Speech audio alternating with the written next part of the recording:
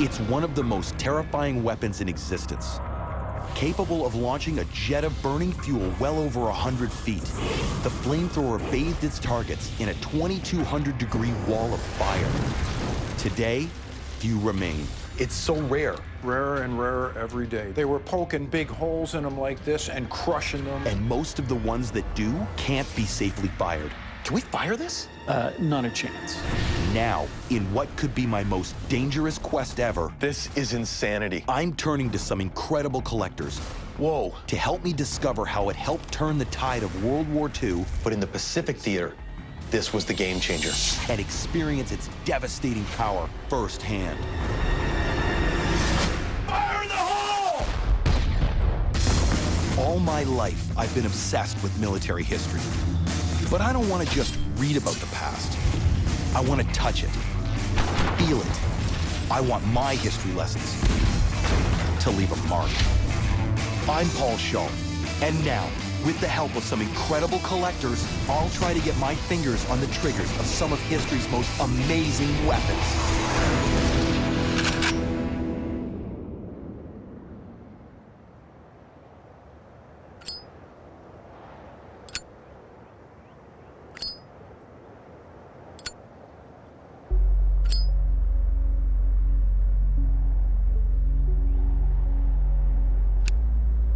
I love my job.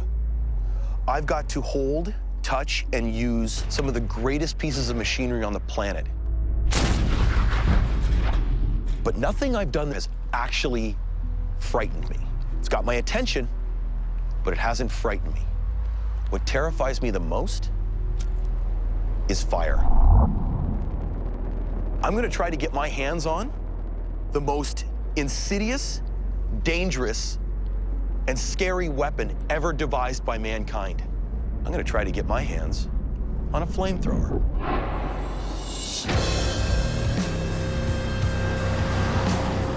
It is not gonna be easy to find a working flamethrower. These are really rare and really scary. In 1978, the US military officially stopped using them. They destroyed everything they possibly could, and the ones that weren't destroyed basically destroyed themselves. Seals go, valves go, tanks rust, blow up, stuff like that. This is something you can't keep in a closet and just be like, oh, here's a flamethrower. But here's the big problem. What happens if I actually find a working one? Do I got the stones to actually use it? Would you? But you can't just Google working flamethrowers. To find one, I'm gonna have to do some serious detective work. I've heard a rumor that a collector who lives just north of Toronto has one. Normally, I don't put too much stock in rumors, but I got a good feeling about this lead.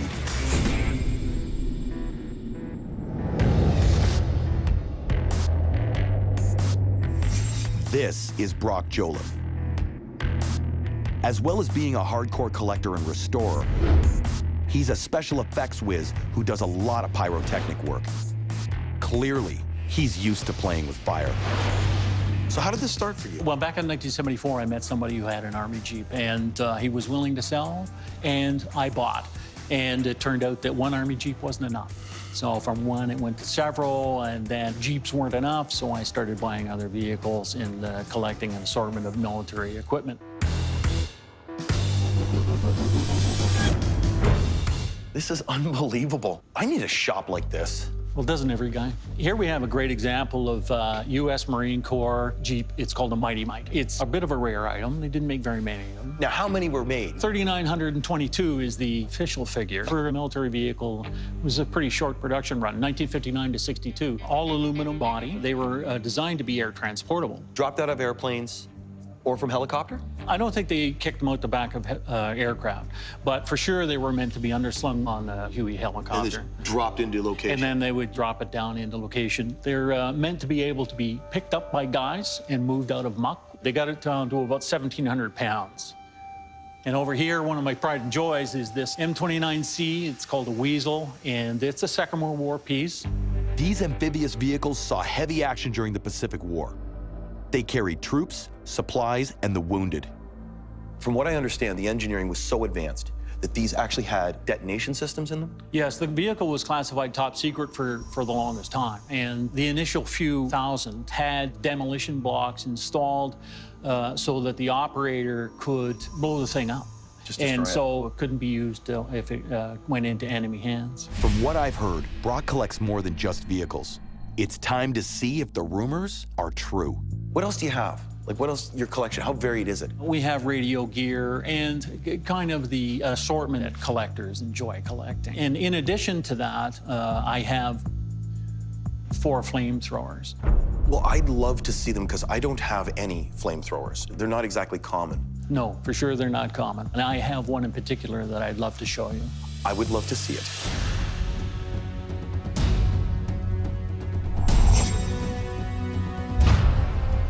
(1945) Lifebuoy. Named after its distinctive shape, it looks like an old-fashioned life preserver. The Lifebuoy was carried into battle by British troops in the summer of 1944. And this might be the only one in private hands in North America. Oh my God. I've never seen one. Now, Don't touch it. okay, I won't touch it. No, that's okay. I'm just joking. You're not going to see another one again. So experience this one as much as you can today. They were en masse destroyed. They didn't want them out in public hands. Yeah. And it's a complete unit, which also is very uncommon. This is unbelievable. It may date from World War II, but it's a direct descendant of one of the first flamethrowers ever carried into battle. It was modeled on a captured German unit first used in World War I. While it lacked the range and accuracy of machine guns or artillery, it had something else going for it. The power to instill absolute terror. It's just a scary piece of machinery. The psychological end of it is incredible. February 1915. The Germans launched the first flamethrower attack in history.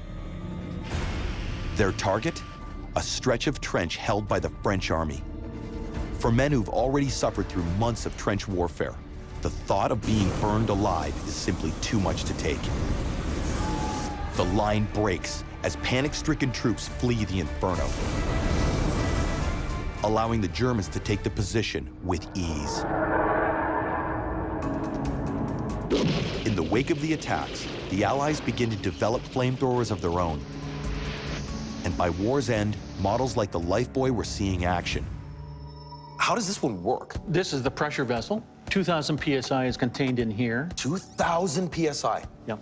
When this valve is opened, it allows 200 PSI of pressure to be delivered into the fuel cylinder, which contains 4 imperial gallons of gasoline.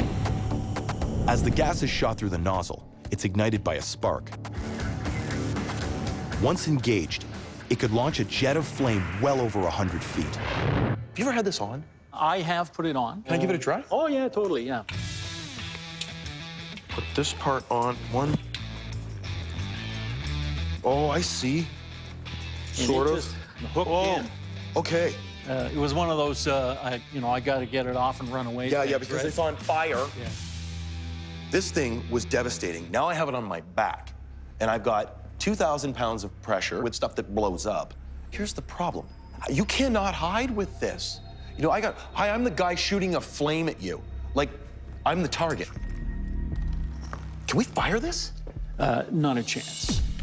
Oh. Unfortunately, the pressure bottle has issues with it, and I'm not going to fire it off unless I know that it's going to accept the pressure in a safe manner, right?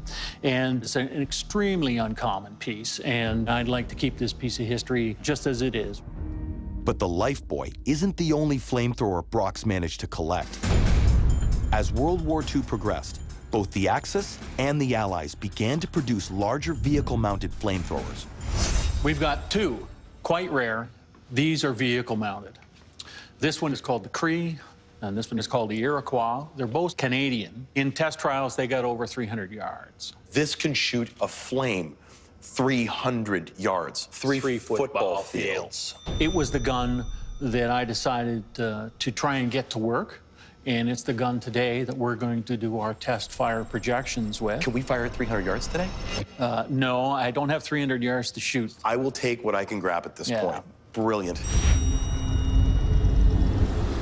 Roll it out. Let's do it. Built for the Canadian military after the war ended, It was designed to be fired from inside an armored vehicle. This gave the operator more protection and got them quickly to potential targets. Brock's rare unit is one of just a handful ever made. Let's get the rest of the kit. Originally fitted to a massive 75-gallon drum of gas, for safety reasons, we're going with a much smaller tank today. There we go. Now, I'm not firing this today. No, it's our initial testing, so I'll put myself at risk. So how does it work? We're going to pressurize the fuel that's contained in this pot. The pressure will allow the fuel to be moved along through the fuel delivery hoses and through the main projector. A coil spark, which is at the business end of the nozzle, allows the pilot flame to be initiated, which then allows the fuel projection stream to catch fire. How much pressure are we talking? We'll put about 50 PSI. Okay. The system normally runs at about 300. No, we're not going to go to 300 because we'll be off the property with flames. Which would be neat to see, but probably not a good idea for right now. Neighbors. All right, let's test the pilot. Spark initiation. Oh, Nice. I can feel that already. A great pilot we've got. Is that thing on fire? That's what it's supposed to do, Paul. For this test, I might just step away a little bit, if that's okay. Oh, totally. All right, so I'm gonna kind of hang here for the event a little bit. Yeah, that's fine. You can be near an extinguisher for me in case there's any issues. Copy that. Okay, you can open the main fuel valve. Valve is open, you have pressure.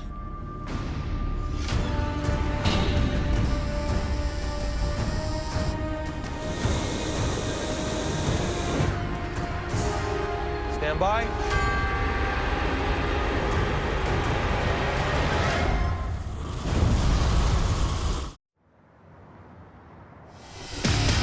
I'm on a mission to find and fire one of history's most terrifying weapons, the flamethrower. And after striking out with a rare British model, Can we fire this? Not a chance. a collector has offered to show me just what I'm getting myself into if I do manage to find one to strap on my back and fire. Stand by while I pressurize the pot. Holy! Oh, no!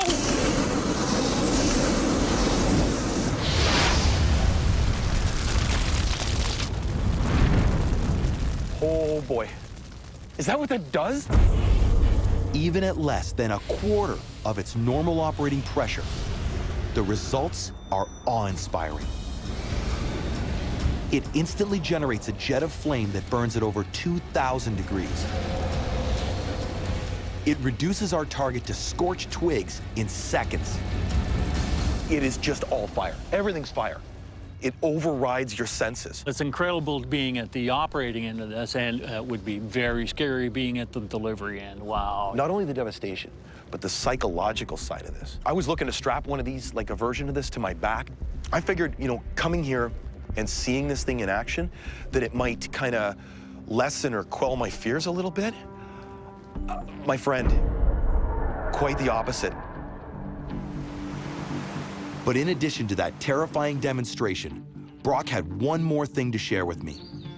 A lead on a collector who just might have a working portable flamethrower.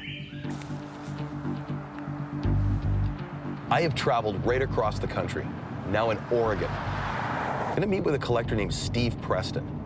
From what I understand, top of the heap. Like, this guy has amassed piles of things that I love. So I can't wait to see it. It's just one of those things where you go to meet a new collector. It's almost like Christmas morning where you can see the packages and you don't know what's inside, but they're right there and you're so close to getting your hands on this stuff. I make my pilgrimage through these amazing forests. I don't know if you've been to Oregon. The trees here are huge. This is the place.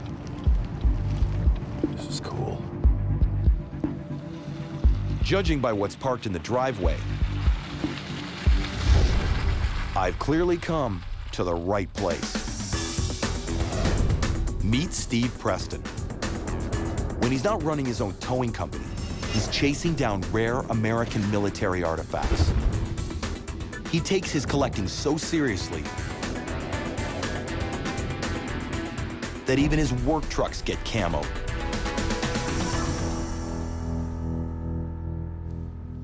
Whoa, Steve. This is insanity. This is my military vehicle collection. This is what I've been working on for the last 20 years. Where do we start? Let's start with this one.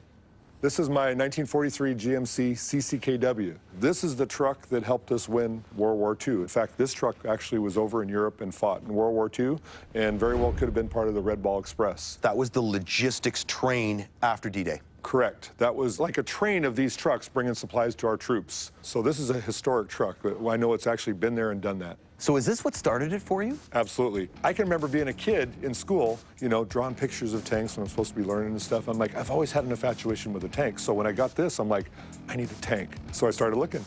And what I found was not a tank, but even better, a tank destroyer. It's right over there. M18 Hellcat. Right.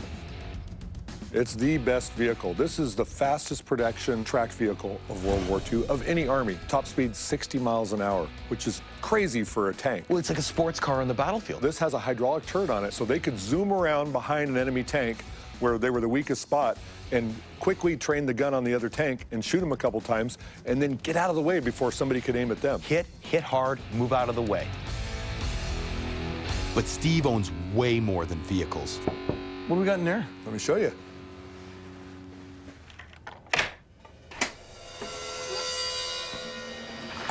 Come on in.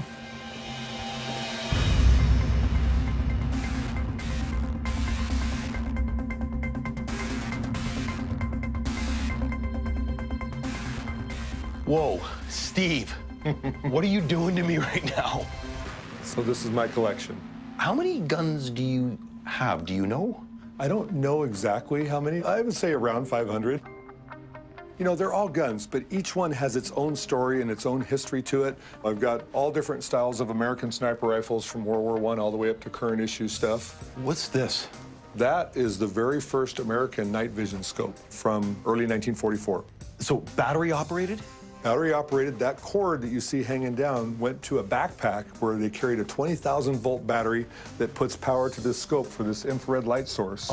And then it takes the power from here and puts it up through the scope so they can actually see. So it's the very first infrared.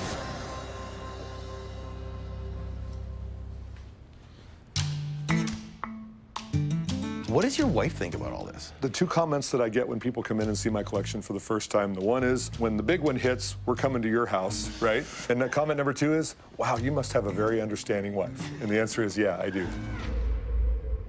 This place is bursting with rare items that tell some incredible stories. Okay, so check this out. You know what this is? I just picked this up. I've been searching for one of these for 10 years. Is that a horse gas mask? It's a horse gas mask. Seriously? They are that hard to find. So in World War I and even up into World War II, every soldier had his gas mask, and when they were using cavalry, what about the poor horse, right? So they came up with a gas mask for the horse. So it goes over the snout, just like that, and then the hoses go to the charcoal canisters, which hung on the horse's chest. That filters the air so the horse can breathe whatever gas was going on to save the horse. Poison gas was one of the nastiest inventions of the First World War. But on a table behind Steve, I see another type of weapon that made its debut in that conflict. And it just happens to be the object I have traveled across the country to see. Since we came in here, I've been trying to be cool, but is that an M1 flamethrower? It is. Can we have a look? Yeah, absolutely. Rushed into production following America's entrance into World War II in late 1941, the M1 first saw action the following year. This was our very first attempt at an American flamethrower. So they were very primitive, you know, they were using just spare parts on hand. They're like, well, we need a tank, we need a wand, we need a hose, we need pressure. It's my understanding that the initial company that was making these was a fire extinguisher company. They picked fire extinguisher bottles and then they just modified them. It was the 90-day wonder. The government came down and said, you have 90 days to get us a flamethrower that works. Go. And like most rush jobs, the results were less than perfect. Failed to ignite. Blew up. Seals were a problem. Leaky. Couldn't rely on the weapon. Despite their best attempt, it was a poor design, and it didn't take very long for them to realize, hey, we got to come up with something better. Weapons like this are incredibly rare. Following the war, the government went to great lengths to keep them out of private hands. They destroyed so many of these. Right. Punctured the tanks, you know, just got rid of them. However, this is pretty cool, just to see an early version of this. Can we fire this?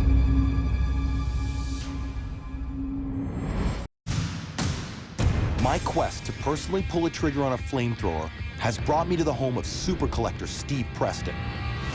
After checking out his mind-blowing collection of military artifacts, he just rolled out one of the rarest American weapons of World War II. Is that an M1 flamethrower? It is. Time to see if we can light it up. Can we fire this? I don't think it'd be a good idea. The tanks, even though they've never been demilled, they've never been pressure tested. I have no idea about the integrity. If there's rust inside of them or whatever, there's a chance that they could explode. And the wand may have some issues also, and I just don't think it'd be safe for either one of us to try and shoot him. Hey, fair enough, I get it. But before I get too disappointed, Steve has one more piece he wants to show me. Check that out. The M2. The M2. This thing is kind of like the Cadillac of the flamethrower. All the little problems and bugs of the M1 had gotten taken care of. Night and day difference. They finally made a flamethrower that was actually a functioning, reliable weapon that they could deploy out in the battlefield. And this served a purpose, not so much in the European theater, but in the Pacific theater. Right. This was the game changer. Exactly, because the fighting was so different over in the Pacific compared to over in Europe. 1945, the island of Iwo Jima. The Pacific War rages on. U.S. Marines must drive out over 20,000 Japanese soldiers from an underground network of fortified bunkers and tunnels, all but impervious to bombs and bullets. These bunkers claimed the lives of countless Marines tasked with taking the island. But the M2 helped turn the tide of the battle. The Marines hit the bunkers with M2s. A couple of flamethrowers would blow in the top, dispatching everybody who was in sightline. Sure. You would knock them out one after another, after another, after another. These things became indispensable on the battlefield. Even those not near the flames died, victims of a lethal spike in carbon monoxide. The carbon monoxide would sit 7 to 10 minutes in the hole, killing anybody inside. There was no place to hide from this. Wow. Flame's not a good thing. Death by fire is a horrible way to die. How many U.S. lives did this thing save by dispatching those holes? They're fighting to the very end. Big question, my friend. Can we fire this? This one has never been demilled, so the tanks are good. As far as I know, there's no holes ever been poked in them, so the integrity should be good, assuming that they're not rusty inside. The wand is live. Technically, it should function. If we can find somebody that can check it out and pressure test it and make sure that there's no leaks and that neither one of us would erupt into a big ball of flames, I'd love to try shooting it. I think what we need to do is we need to just find somebody, like a flamethrower repairman. And I'm not sure if they exist. I was gonna say, who's that?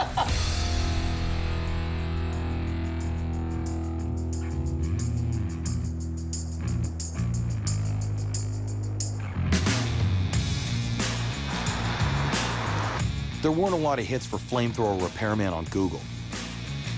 But after reaching out to some of my collector pals, I've headed to a corner of upstate New York to meet the next best thing.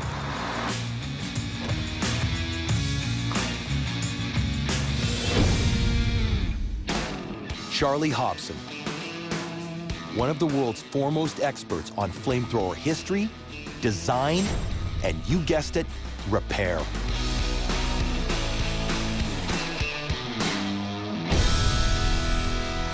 Charlie's obsession with this weapon dates from 1993, when he was asked by a museum to try to restore one for a display. Then I realized the lack of information. It became a challenge.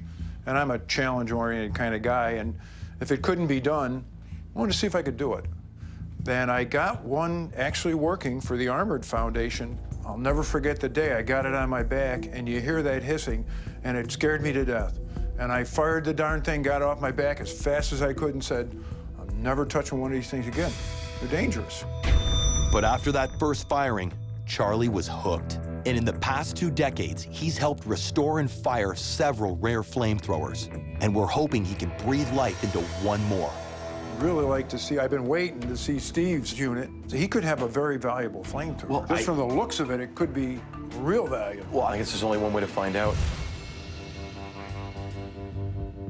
Okay, so just looking at it initially, looks like the original World War II paint job. That's the original World War II frame. Let's put it over here and take a really close look at it. Let me get it where I can see it. Well, those are World War II buckles. But, yeah, these are reproduction. They would have been brass. But, you know, that's okay. That's okay. That's original. How can we tell? Darn. Brass? Brass and the way it's soldered on. Oh. Yeah, that's an original. See, the really nice. Somebody that soldered all day long at a factory for years. Yeah, that's definitely an original. Beautiful job. The other thing is, you see that glaze there on it? Yeah. That's actually glass. They soldered and they had a glass over it to keep it from oxidizing. And they stood up and they did the job. They did. They lasted very well. The M2 was by far the best flamethrower in World War II. How many of these are in existence? Working, probably less than 20. Firing regularly, probably 7. Fired every year, probably 4. Okay, so there's not that many. Not that many at all. It's pretty rare to see one fired, as a matter of fact. Well, I'd love to see if we can get this thing up and running. We can make it fire and restore it to original. It's a really nice piece of history we can preserve. Fingers crossed, we can add Steve's M2 to that small list of working units. But don't get your hopes up. Only 1 in 4 pass hydro. Let's get this pressure bottle off first. The hydro, or pressure test, is the most crucial part of any flamethrower rebuild. So we're ready for the hydro test now? We're ready. Then we know whether you've got something we can make work or do you have a wall hanger. Ugh. Come on. To make sure the tanks can handle the 250 pounds per square inch of pressure needed for firing, Charlie must take them almost to their breaking point. So we're going to hydro test to 600 PSI. Even though we're only going to... 250. Exactly. You got it. Perfect. I like it. I don't want to get anywhere near where it's going to fail. So if we have a failure, what does that mean for us? It means we can never make them seal again. We can't weld them. We can't patch them. They're done. gone. They're done. They could go to a museum, but they can never be fired. Okay, so let's get started. All right. What I want to hear. Now, we got to get her down on the ground, and we got to fill her up with test fluid. The test fluid is a non-combustible liquid that will stand in for the diesel or gas. Now, there's no air in this Yes, side. sir. After a pressure gauge has been attached, it's time for business. It's a little heavier, isn't it? A little bit. There you go. We've got to get up to 600 PSI. These have bursted down 125. Oof. So we're going to start to know something really soon. Okay. If we get to 600, we are absolute gold. Okay. So this is the moment of truth. All right, ready? Ready. Charlie will now try to pump hundreds of pounds of pressure into these 70-year-old tanks. I'll call this out. Every 50 pounds. Every right. 50 pounds. Got it. All right, here we go. Just starting to build up pressure. What I'm do you over have? 50. I'm over 50.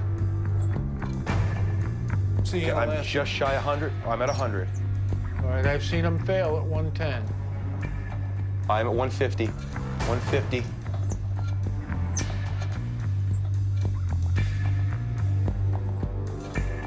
$200.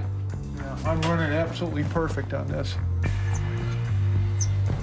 Right about where it should be 250. 250. 300. Well, we might start running into some serious problems. If someone has repaired the tanks and tried to pass them off as original, we'll soon find out. Okay. 350. Well, we're better than halfway there. To fix steel, you need to weld it. 400. But the higher we go, the more the chance. Yeah, I know. But the high heat actually weakens the metal around the repair. 450. She's still perfect. And once pressurized, the tank will be ripped apart. Okay, we're at 500. Okay, let's go a little slower now. We're at the critical point. What do you mean? If it's gonna blow, it's gonna happen just before 600. After finally tracking down a complete World War II flamethrower, I'm meeting with flamethrower expert Charlie Hobson to see if it could be safely fired. If these tanks can hold up to 600 pounds per square inch of pressure, we got a real chance. 550. Okay, we're almost there. Okay, almost. One more. Yeah. 600. We're there. Gold. Let's see it. Yeah, you're absolutely perfect. Congratulations. We got 600 on 2 gauges. We have tanks. No matter what, those tanks are good. Amazing. And the way they worked, I've only seen that twice, that they are that good. So those are incredibly good shape. Let's find out if that wand's any good at all. After passing this crucial test, our rebuild is definitely in business.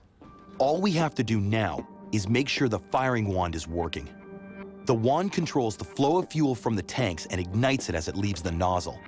To have any chance of firing the M2, this must work perfectly. We got to get this front end off so we can actually get to the nozzle and barrel assembly. Because this has been painted over, I'm suspicious. I really don't know what's underneath. Why did they paint it? We're gonna find out. We're going to find out real quick.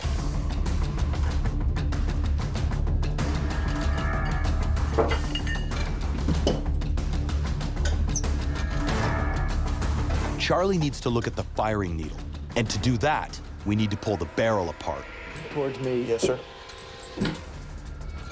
There's a lot of rust in there. There we go. Oh. There's the answer. Look at the rust.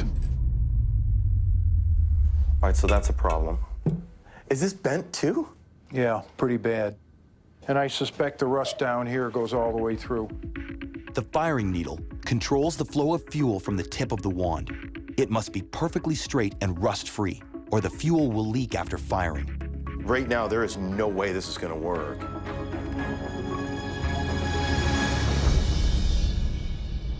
It could. It could work. If we can straighten that needle, there's a chance of saving it. There's a good chance of saving it. This is a lot of work here. It's just this big job's becoming bigger. Bigger, but not so bigger that I would say there's no hope. You're an optimist, and I love it. I make a lot of these work. We may be able to rebuild the wand. Charlie says he'll need a few days to fix the pin and resolder the barrel. But he thinks we got a good shot at getting this thing back in action. So before I leave, Charlie wants to show me just what I've signed up for. He's gonna use his M1, the first flamethrower given to GIs in the Second World War. But since it's notoriously dangerous, he's not taking any chances. See, we've got a couple of people here to help us out. Safety first, right? Always. This is why I'm firing and not you, and this is why I bought backup. No offense to your skills or inexperience, but None taken. this thing, you can't trust anybody with it.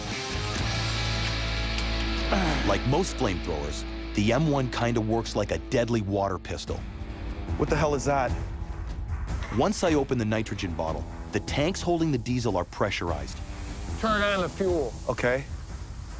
and I'm good. All right, we are totally live. Okay, now if this thing is pressurized, do I have to do anything now? Nope, just watch. Okay. And once Charlie pulls the trigger, the 4 gallons of diesel will be forced out All right, guys, Okay. here we go. and lit by a flame at the end of the wand. Unless the entire thing blows up. Stand by. And set.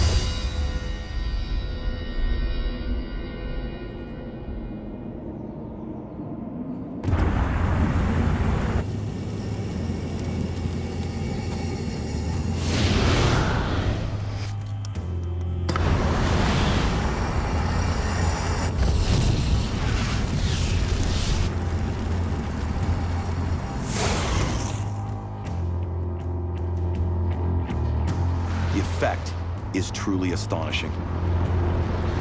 I can't fathom what it must have been like to fire, let alone face one of these on a World War II battlefield. Incredibly, though, it's not nearly as powerful as the unit Charlie's trying to rebuild for me. If he can get it working, the M2 can project a jet of flame well over 100 feet. The tanks are good, there's no question there. If I have to put a new barrel on it, we'll get that working, and I'll get it out to Oregon, and you're gonna get to fire the M2.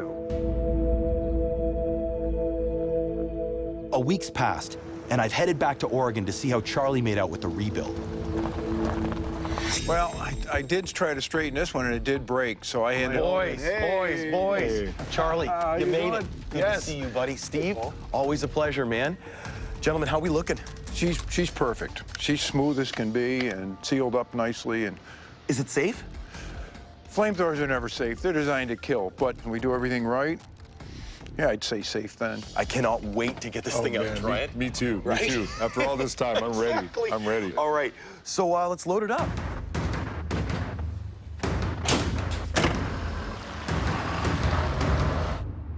We're almost ready to go, but we still need one last thing, a target.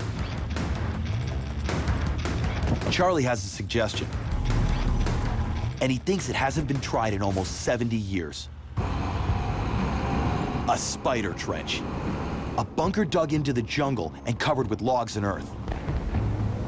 During the Pacific War, this deadly Japanese invention claimed countless American lives. Standard bunker. What comes to mind is steel, concrete, big structure, strong structure. These are holes in the ground the troops couldn't see. Mutually supported. You might have another one 20 feet over there, another one over there. So you'd attack one and you get shot at from 3 more directions. You'd have a small firing port and you could see, but if somebody shot at me here, I could go right down one of the trenches and fire them from a different angle. I could Exactly. pop up where he didn't expect me. And that's the thing, it's the surprise. Rolling up on these things, you can't see them. Virtually invisible once covered. In thick jungle, the spider trenches were almost impossible to spot, let alone knock out. We've got this almost dialed. A spider trench. Now, granted, do we have coconut and palm fronds? Not really. We're in Oregon. Oh, yeah, buddy. Yeah, look at your visibility. And I'll tell you, from out here, and I can't see where you are. I see nothing. You're totally hidden. Because a lot of them were bermed up with 4 feet of soil. So mortars were basically ineffective. Exactly. Machine gun fire was ineffective. You couldn't find a firing port anyway, and if you did, they'd scurry out to one over there. However, one thing we found out, the M2, very effective against these. You'd be safe against everything except for the M2. Flamethrower. War in the Pacific rages on. Soldiers armed with flamethrowers attacked the spider trenches in teams. While one burned off the vegetation, the other aimed for the now exposed firing ports. The effects were devastating.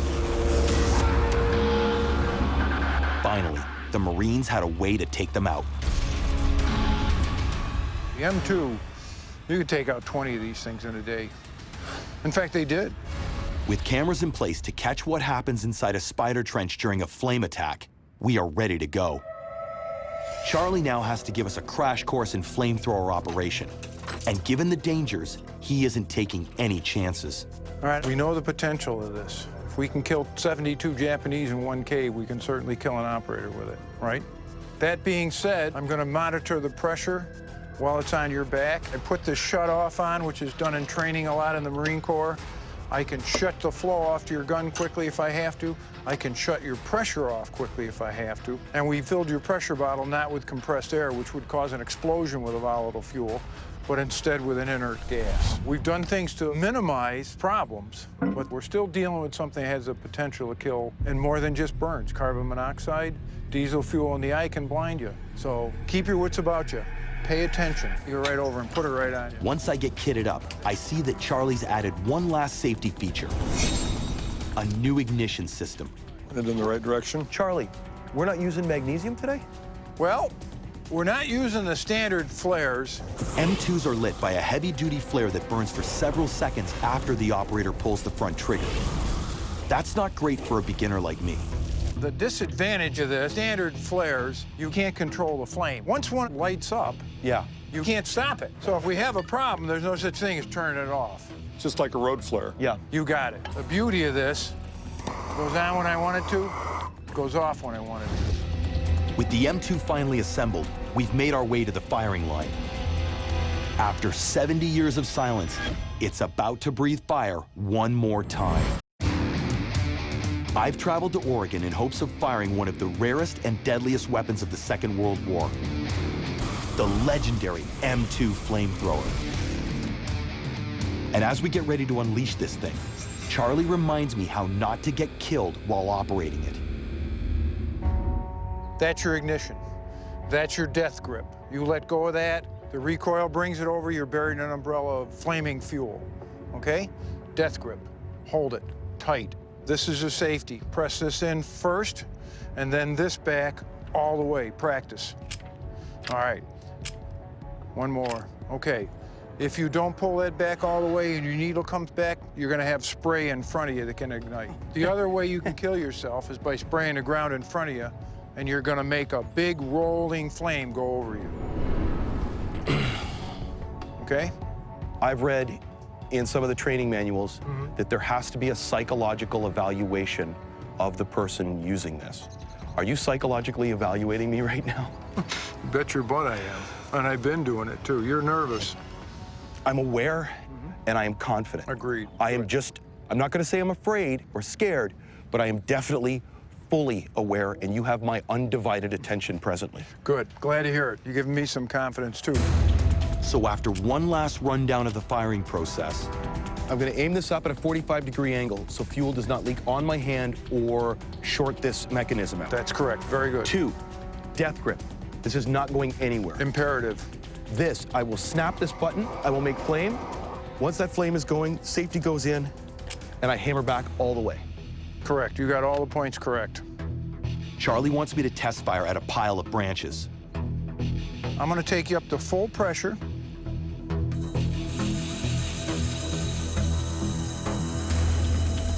Your full pressurization.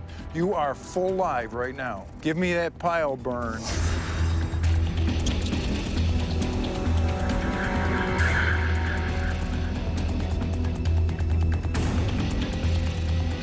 Ignition.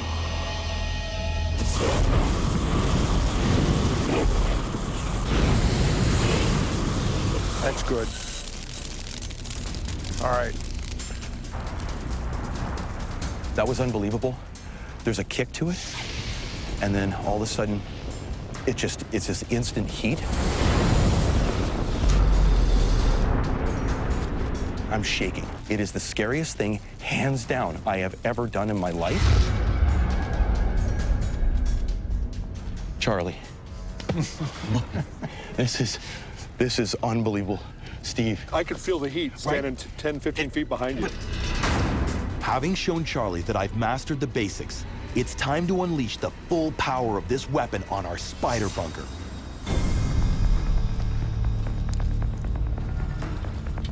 Are you ready? Yes, sir, I am.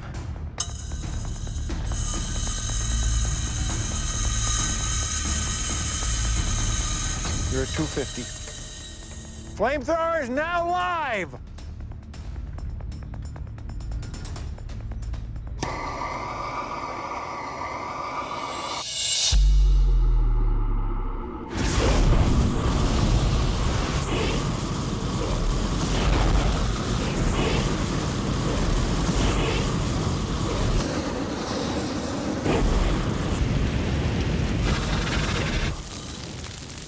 Okay, I'm gonna shut you down. You ready?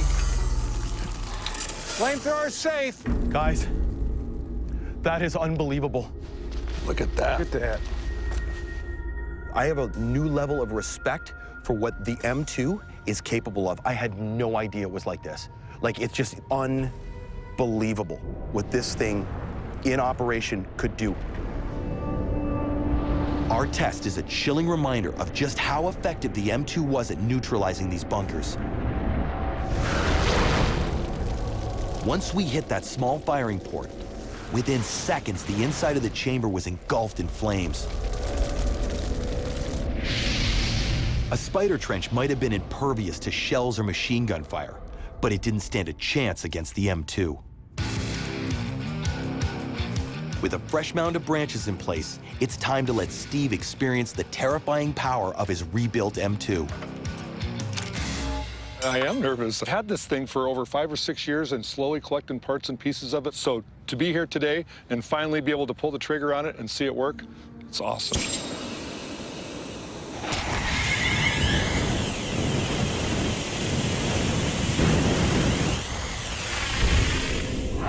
What'd you think? The heat and then the pressure from the wand being forced recoil, back in right? your hand, the recoil, like shooting a heavy rifle. Yeah, it is. I mean, it just pushes you back. And then you feel the heat, just the wall of heat hits your face.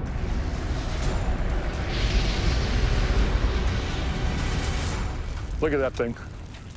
Unreal. You know, if I were a Japanese soldier and I saw this, even if I survived from another spider trench, I'd be thinking about the back door. You'd surrender. I would not want to be on the receiving end of one of these after seeing what it can do. But this brings home somebody was in there. Right. And they never knew what hit them. All the work that got put into this, finally seeing it, you know, using it and bringing it back to life, what a trip. Not just seeing it, but experiencing it, feeling feeling the heat, It's the smell feeling of the the- recoil, feeling everything to do with it. Yeah. It's Smoke. just- it takes us back 70 years to World War II when these things were used. Exactly what you would have seen. Thanks to Steve and Charlie, I've done something that few people on the planet will ever experience. And I've learned firsthand how this terrifying weapon helped turn the tide of World War II.